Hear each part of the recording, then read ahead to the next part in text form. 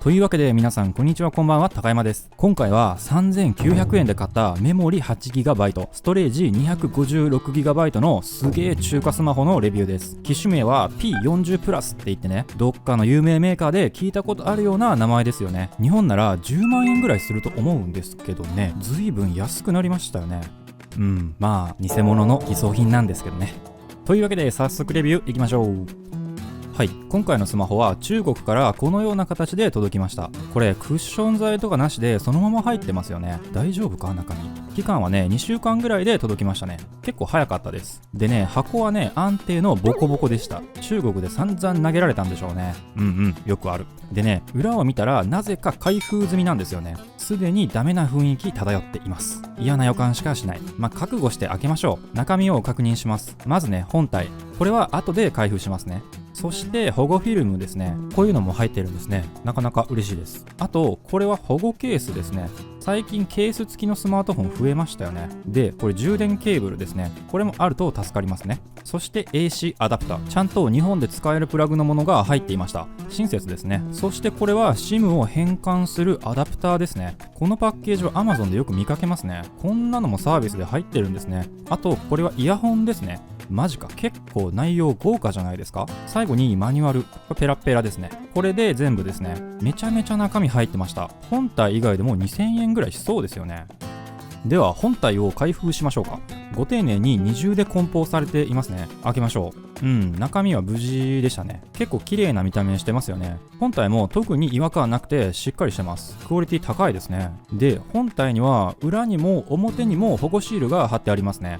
ここまでは完璧ですね。これも剥がしましょう。さらにご丁寧に二重で保護フィルムまで貼ってあります。普段使いを想定してるんでしょうかね。僕は普段使いするわけないので剥がします。余計なものを全部剥がしたので本体のサイズを測ってみましょう。まず縦が 160mm で横が約 79mm、 厚みは 9mm でした。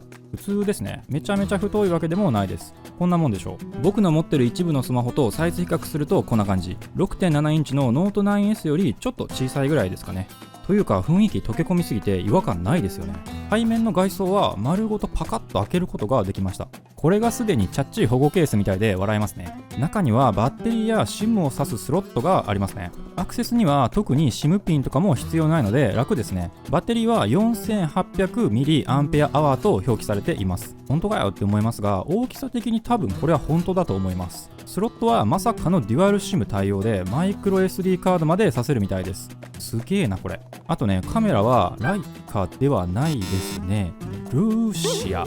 中国で有名なカメラメーカーの可能性がありますね。普通にフェイクでしょうね。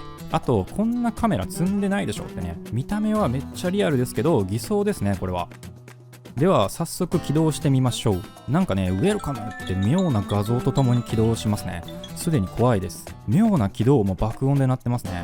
ほんでこれが起動した画面です。めっちゃ綺麗じゃないですか。普通に驚いています。ベゼルも下部がねちょっと分厚いぐらいで普通に見た目もおしゃれじゃないですか。あとレスポンスもねちょっと触ったぐらいじゃ違和感ないですよ。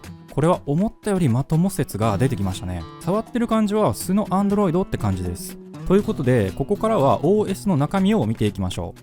まずね、 OS は Android でバージョンは 9.1 ですね。特にカスタムロムでもなさそうです。本当かどうかは怪しいです。後で検証します。あとね、ランゲージが日本語を選べるんですよね。ということで早速日本語に設定しています。まさか選べると思ってなかったんでびっくりしました。ストレージは 256GB でメモリが 8GB って表示が出ていますね。多分これも嘘だと思うんですけどね。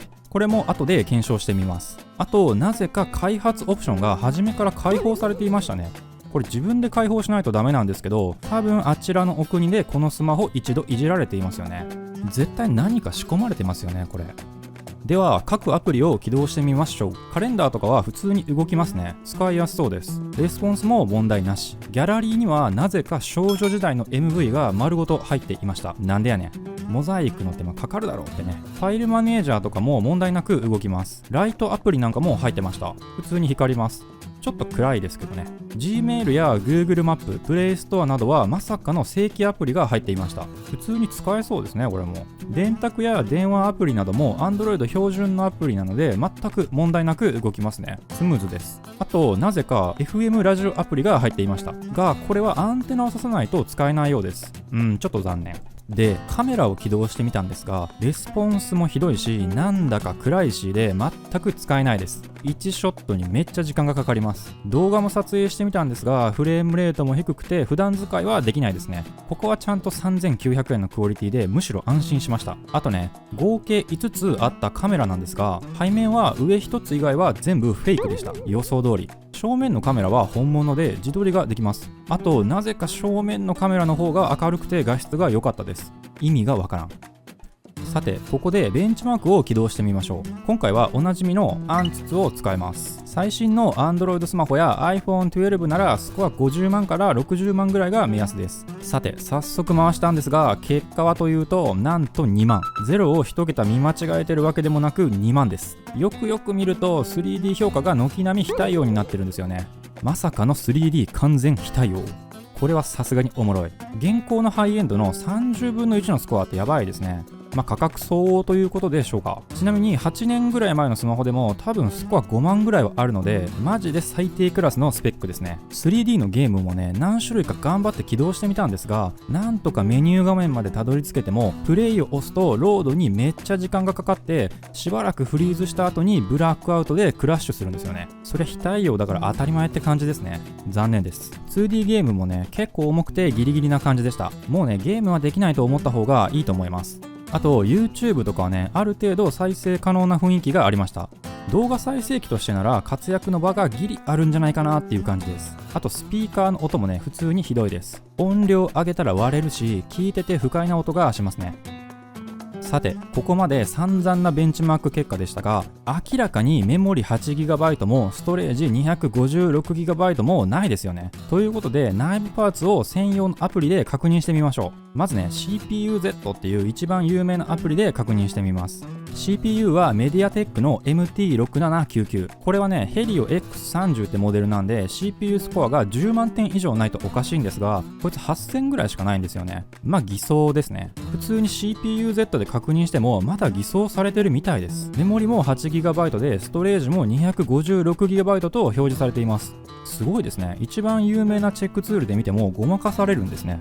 ということで、ちょっとマイナーなツールで確認してみましょう。今回はドロイドインフォっていうのを使います。まず CPU。これは型番こそ偽装されていたものの、ちゃんとメディアテックの CPU が積まれています。随分古いモデルですかね。メモリはまさかの 1GB でした。8倍も持ってるのは受けますね。これはあかん。ストレージは驚異の 5GB。現行のメモリより少ないのってね、衝撃です。256GB って書いてあったんで、50倍持ってますね。さすがに呆れます。これはひどい。OS はバージョン 9.1 じゃなくて 7.0 でした。そこまで偽装してるのかってね。むしろこれを偽装する意味はあるんですかね。というわけで散々なスペックが露呈したんですけど、むしろね、これだけの低スペックでよくこのレスポンスで動いていますよね。店頭で一瞬触って電卓とかギャラリーとか触っただけじゃ気づかないですよね。そういう意味でもこいつよくできてます。付属していたいろんなアイテムだけでも1000円から2000円ぐらいの価値はあると思うので、本体価格は2000円ぐらいですかね。これで利益出るんですかね。いくらスコア2万のゴミスマホだとしても、中古で出回ってるわけじゃなくて、新品をね、作って売ってるわけですから、そういう意味では謎の技術力ですよね。しかし、このスマホ面白そうだったから買ったはいいんですが、何かに使えますかね。見た目と画面と 2D アプリのレスポンスは普通にいいので、スライドショーとか動画のループ再生とかには使えそうなんですけどね。フォトフレーム的な利用が想定できるでしょうか。やっぱり使わないな。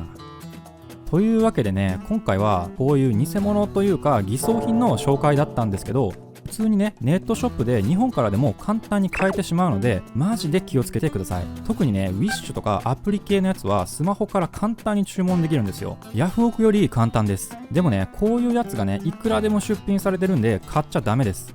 安いスマホは 100% スペックが嘘なんで、この動画でね、好奇心を満たして皆さんはお金を大事にしてください。4000円でね、焼肉行った方がいいです。僕もね、焼肉にしといた方が良かったかなってね、ちょっと今思っています。くれぐれもお気をつけて。それでは良きスマホライフを。またお会いしましょう。バイバイ。